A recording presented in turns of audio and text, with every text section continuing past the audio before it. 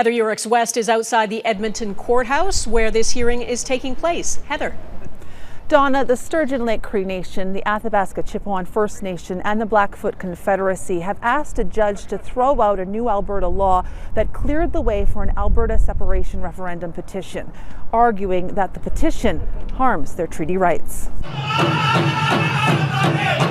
A day after rallying in downtown Edmonton, members of several Alberta First Nations packed a courtroom Thursday as lawyers asked a judge to stop a separation petition from moving ahead. It's going to have an impact on our treaty.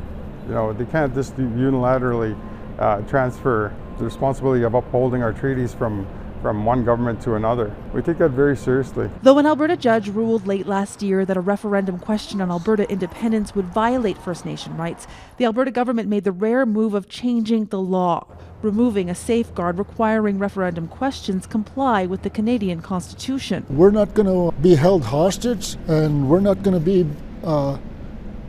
hold an international passport just to go onto our traditional territories. While lawyers for the Sturgeon Lake Cree Nation have asked a judge to reinstate constitutional protections to citizen initiative petition questions, legal counsel for both the Athabasca Chipewyan First Nation and Blackfoot Confederacy say Elections Alberta's approval of the Stay Free Alberta petition question should be struck down as well.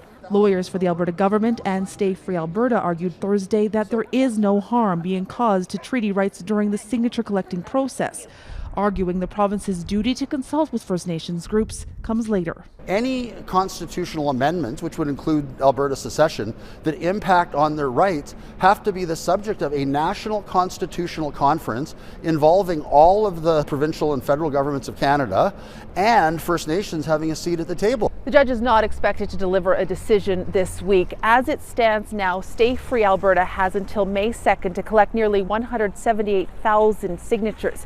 If validated, Alberta's Premier has said an independence vote could be added to a referendum ballot planned for October 19th. Donna? Okay, Heather Yourex-West in Edmonton. Thanks, Heather.